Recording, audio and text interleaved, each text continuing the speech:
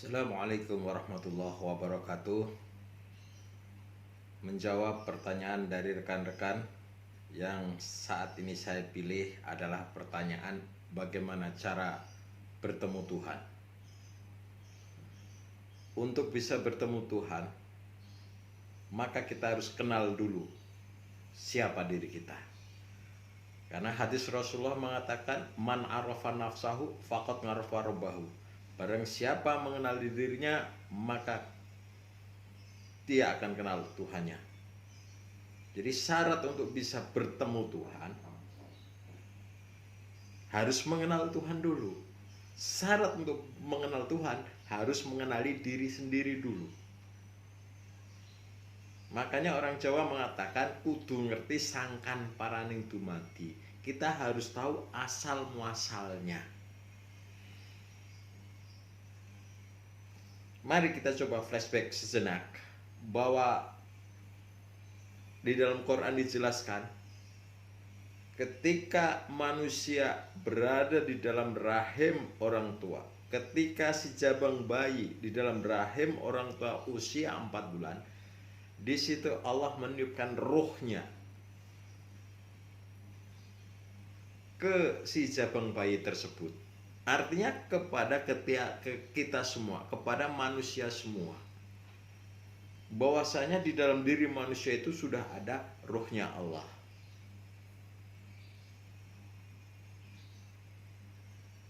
Maka bagaimana cara bisa bertemu dengan Allah?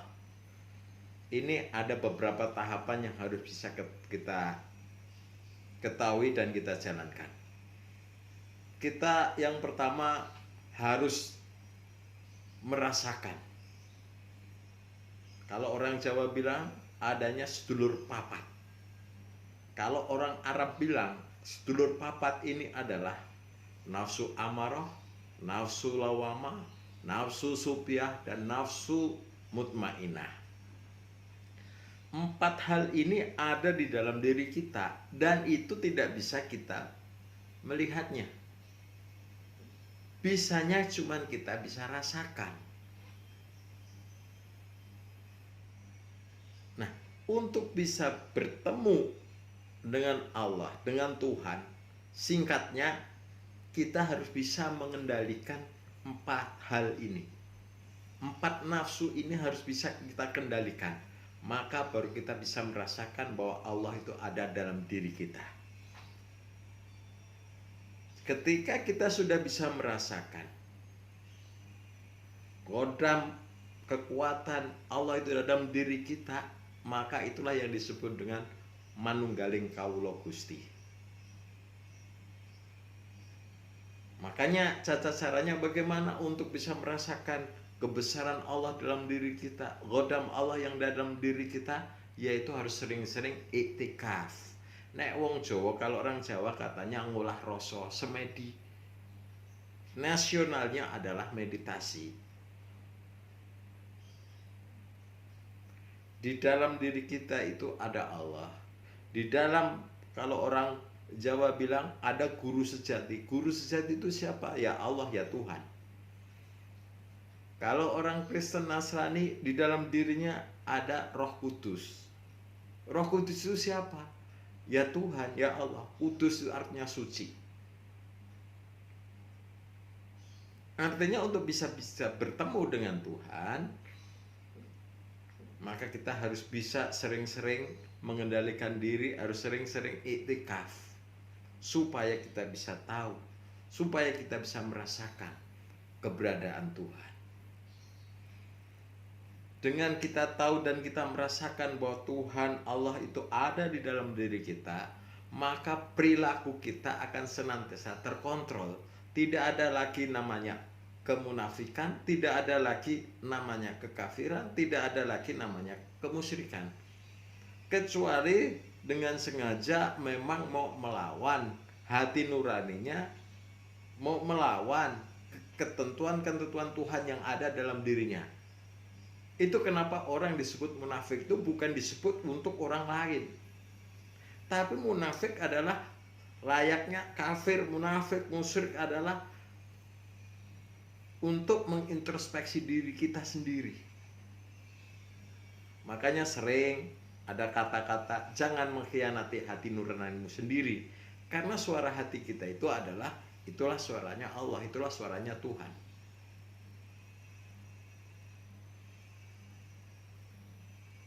Jadi jika rekan-rekan ingin bertemu Tuhan, maka sering-seringlah beriktikaf.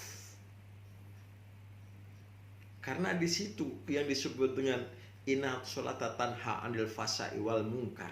Sesungguhnya sholat itu mencegah dari perbuatan yang keji dan mungkar. Nah, di sini apakah kalian mau mengkhianati diri sendiri? Apakah kalian mau jadi munafik dalam diri kalian sendiri?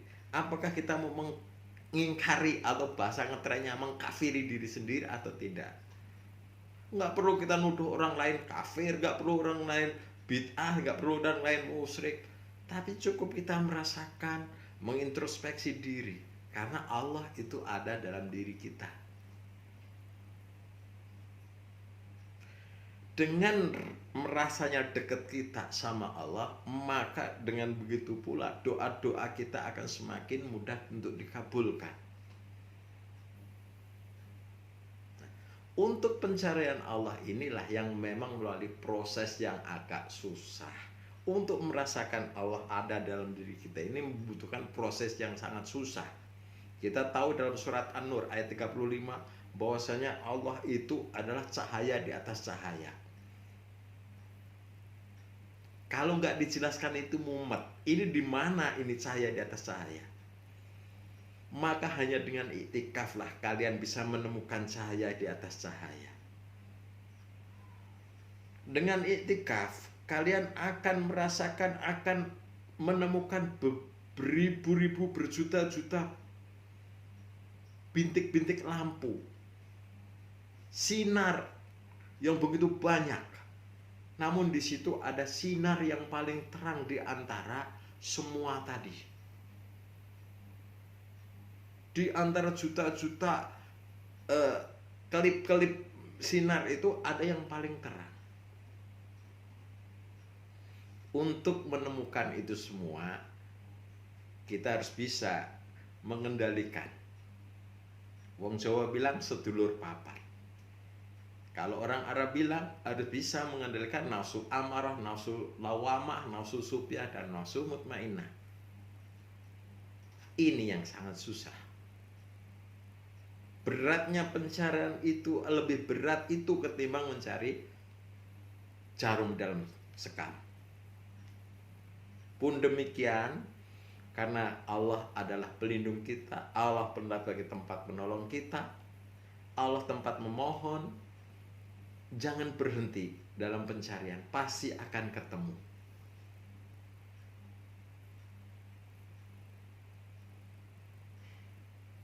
Inilah caranya untuk bisa bertemu dengan Allah. Secara wujud mungkin tidak bisa ketemu, cuman kita bisa merasakan bahwa Allah itu ada dalam diri kita. Konsep manunggal kalau Gusti yang dikatakan sesat, biarkan saja mereka mengatakan sesat.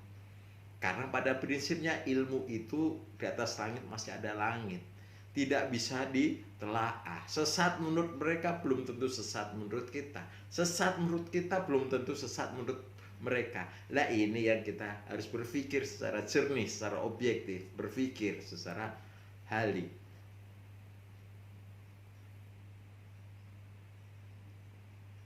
Maka sering-seringlah iktikaf untuk bisa menemukan Tuhanmu, untuk bisa menemukan Gustimu, untuk bisa menemukan Allahmu. Agama apa saja. Kalau orang Islam disebut iktikaf. Kalau orang Jawa ataupun Buddha ataupun orang Hindu namanya semedi. Kalau orang non-Muslim mungkin dikatakan meditasi. Maka sering-sering. Nah, apa yang dicari? Carilah titik-titik lampu yang paling terang di dalam semedimu. Ini jawaban singkat saja. Insya Allah jika kalian bisa mengerti, kalian akan bisa menemukan. Billahi taufiq wal hidayah. Wassalamualaikum warahmatullahi wabarakatuh.